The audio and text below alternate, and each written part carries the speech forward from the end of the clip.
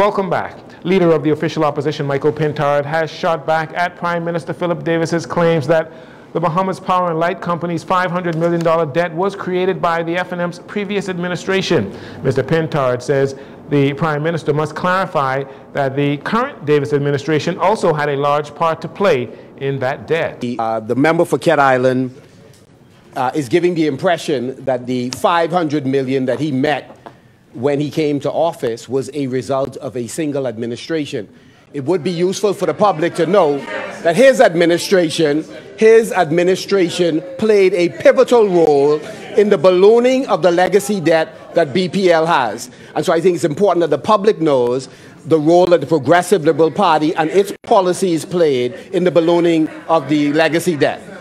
Former Finance Minister Kwesi Thompson says the government's plans to table and pass the electricity bill along with the natural gas bill 2024 is a distraction for a lack of consultation and now harmful policies which they may put in place.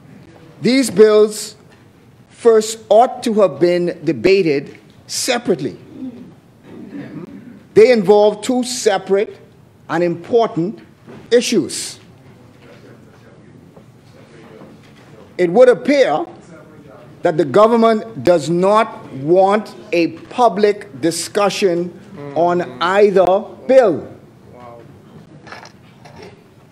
If what you are doing is so good for the people, then why not fully explain it to the people? Mr. Thompson says the electricity bill also highlights a lack of consultation with the Grand Bahama Power Company, as there are clauses giving the Grand Bahama Port Authority new responsibilities he says they cannot fulfill. 3 government schools in New Providence are now helping the government fulfill its goal of reaching 30% renewable energy by 2030. The Ministry of Finance has teamed up with the Ministry of Education to commission the implementation of solar energy generation systems at T.G. Glover Primary School, along with C.V. Bethel and Doris Johnson Senior High Schools. At the commissioning ceremony on Thursday, Energy Minister JoBeth Kobe Davis emphasized the importance of the initiative. The government of the Bahamas is pursuing an aggressive energy agenda. We are taking this approach because we want to ensure that there is a future for our country, our students, our people, and especially our future young politicians. Numerous scientists have told us that our planet is getting hotter and the sea level is rising. And if we want to ensure a better Bahamas for you and our children, we must change course and invest in energy solutions that do not harm our environment. Education Minister Glenys Hannah Martin says the country must grasp the effects climate change will have on our future. This wake-up call that the environment gave us, that the ravages of storms have awakened us to, has to have a broader, wider impact as to what we do as a people. And in education, I speak with the director often, we have a template, but we have to look without that template with real eyes so that these children, these young people, C.V. Bethel, Doris Johnson, T.G. Glover, and throughout the nation, that they are operating in a reality in which they have a relationship with what is happening around them, what needs to happen tomorrow. T.G. Glover and C.V. Bethel have already been outfitted with the rooftop solar systems boasting a combined capacity of 400 kilowatts. The project is part of the Davis administration's Blueprint for Change and in partnership with the Inter-American Development Bank. And finally, the World Relays, sponsored by BTC, is taking place this weekend, Saturday and Sunday, at the Thomas A. Robinson Stadium. And to launch the 2-day track and field event, BTC hosted a World Relays reception at the newly renovated Queen's Staircase on Wednesday evening.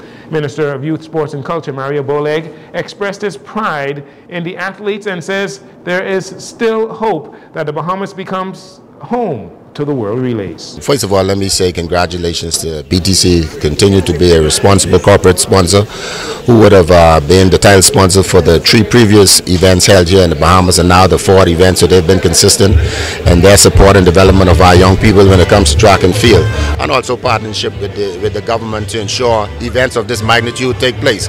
And so it's very excited to be here, of course, to have in the house right now at this event athletes from Jamaica and Trinidad, and of course Team Bahamas. And so we just want to make sure that they get that camaraderie together, but when they get on the track on Saturday and Sunday, it's a different story, you know. But I'm happy to be the minister at this time to see these games come back to the Bahamas, and it's our hope that we make this the home for the World Relays sometime in the future.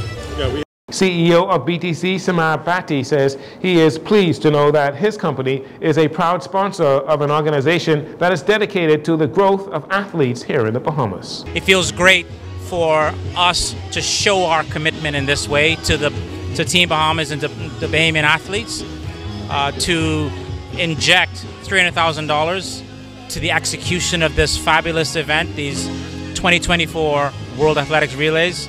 So it feels great to be a part of an organization that carries its corporate social responsibility so far as to have this kind of impact to the community and to our athletes. 3-time gold medalist Stephen Gardner, we call him Stevie here in the Bahamas, also expressed his excitement to compete at home with the support of the Bahamian people. My expectations are very high. You know, we're back home once again. The last time we competed in the mixed relay was at 2017 here in Nassau. So we're back home and excited to be here in front of the home crowd. Not every day the Bahamian people get to watch us in person, and this weekend is the opportunity. So we're going to go out and have a good time and, you know, bring home the gold medal once again. Gardner will be a part of the mixed 4x4 relay team along with Shawnee Miller-Weibo and 2 other athletes. The Bahamas won the first ever mixed relay gold medal at the World Relays and will look to do the same this weekend. And that'll do it for your JCN Evening News. Once again, I'm Jarino Saunders. Thank you so much for joining us. This segment of the news has been brought to you by Sun Oil Limited.